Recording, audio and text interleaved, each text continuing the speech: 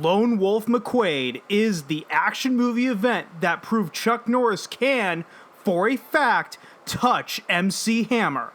This movie opens up with something that looks like it was pulled from a Sergio Leone western, a long and drawn-out opening sequence where we see Chuck Norris, aka McQuade, JJ McQuade, Texas Ranger, licensed to roundhouse kick, perched on top of a cliff looking down on a group of criminals on a horse ranch. How do we know that they're criminals? Because police raid on the compound, then lose to the criminals and get executed. Now, it's Chuck Norris to the rescue. Time to avenge the cop that was only 2 days away from retirement.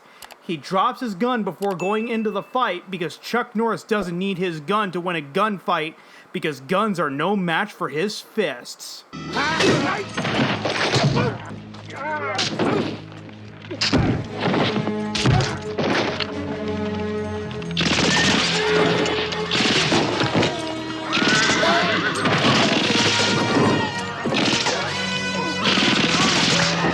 Of course, the leader of the criminals begs for forgiveness. Chuck Norris willingly chooses to not roundhouse kick the guy again, but instead go to prison for the rest of his life for killing the cop that was only 2 days away from retirement. Then we get introduced to David Carradine, who is an arms dealer, and we know that he's bad because when the Cubans come to get the guns from him, he kills them and takes their money.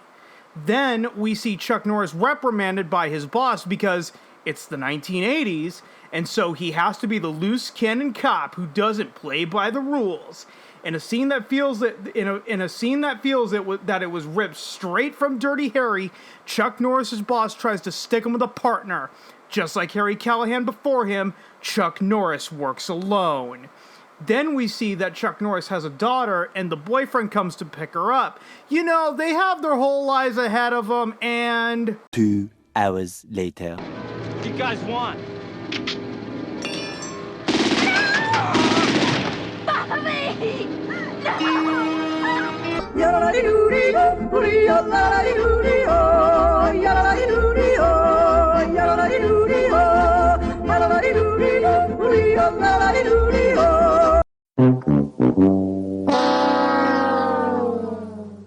Oh, it looks like they saw something that they weren't supposed to see, but we're getting a little ahead of ourselves. We then see Chuck Norris take his daughter horseback riding, and well, the horse decides where it wants to go. Sally!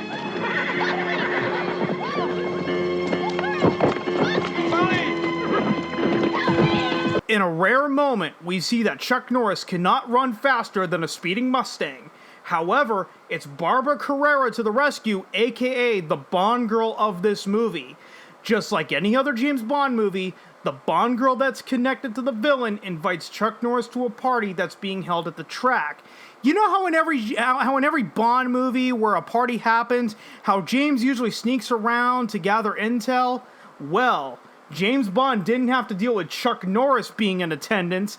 A party with Chuck Norris is always going to lead to some sort of fight. Come on, tough guy.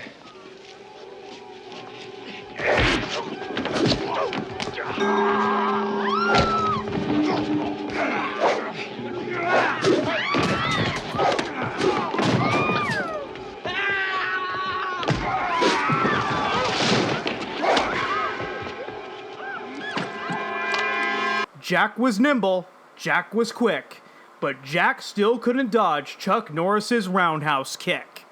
Now we get back to Chuck Norris's daughter and her boyfriend. They saw something on the highway that they weren't supposed to see. The boyfriend is shot and killed, but the girl is left in the car as it rolls off the hill. Why not put a bullet in her too? I guess this proves that not all criminals are masterminds. This is just like trying to understand the plot of Tenet. Don't try to understand it. Feel it. Chuck Norris's daughter survives. Surprise, surprise there. Now it's off to find out what it is that they saw that they weren't supposed to see. What happened was a military convoy got robbed of all of its weapons by David Carradine to sell on the black market. Chuck Norris gets told by the feds to stay out of this, but Chuck Norris is a loose cannon cop who doesn't play by the rules, so he goes out with his partner to get a witness. He storms what is obviously a front to capture some guy that helps with the transactions and takes him back to a retired Texas Ranger's property. That's when we find out about the midget in the wheelchair. He's the real bad guy running everything behind the scenes. David Carradine is just the muscle. Good luck trying to convince me that this isn't an unofficial James Bond movie after the midget in the wheelchair escapes Chuck Norris through a false wall straight out of a James Bond movie. David Carradine kills the retired Texas Ranger along with the witness that was captured later on. Chuck Norris then gets indicted for interfering with a federal investigation. However, we found out this guy from the FBI, is also a loose cannon cop who doesn't play by the rules. They get into a plane and find the airfield that David Carradine has been operating out of. As a result of this, David Carradine pays Chuck Norris a visit. Now, you know how James Bond always gets the Bond girl at the end of the movie? Not Chuck fucking Norris. He's already in bed with Barbara Carrera, and the movie isn't even over. Chuck Norris, 5,000 man points. James Bond, 1 man points. 5,000 points for all the cool gadgets, but 4,999 points subtracted for crying in the shower. Now, we know that David Carradine is a truly bad guy because he simply doesn't kick the dog, he kills the dog.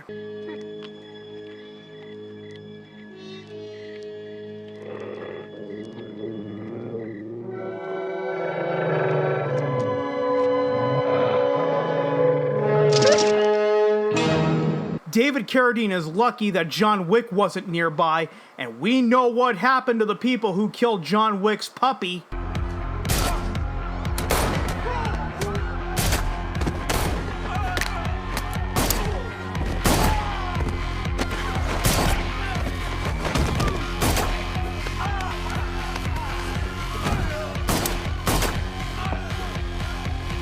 So, Chuck Norris now leads the feds back to the airfield, and the feds, who are outnumbered and outgunned, decide to fire the first shot as if they were at Waco. Hold it.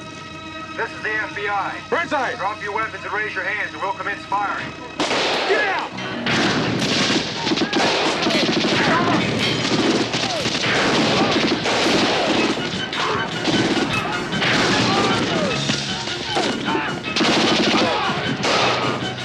This goes about as well as expected.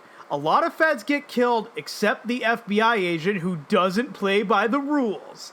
Chuck Norris gets put into his truck and buried.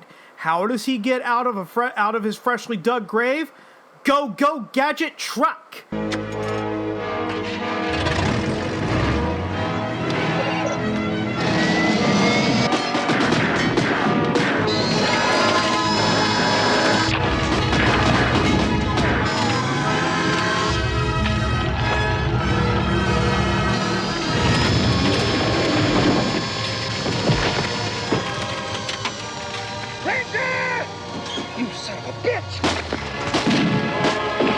Yes, that gadget was shown earlier in the movie, so it is not just out of the blue. But CinemaSins would still have a problem with this moment because it's CinemaSins, and CinemaSins are just very petty with their criticisms. Chuck Norris's daughter gets captured and taken to Mexico.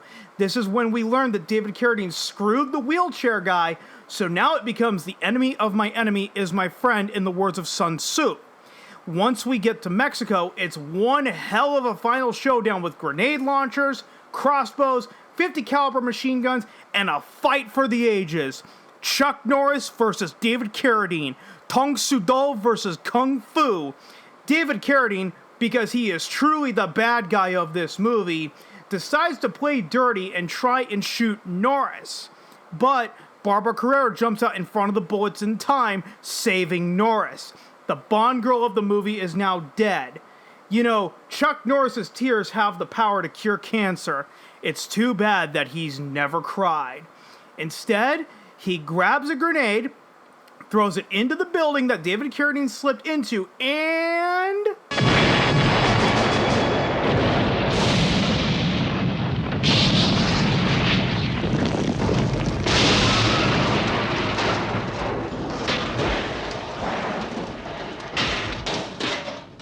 You know, it was said that 50 people died in that building when Chuck Norris threw that grenade.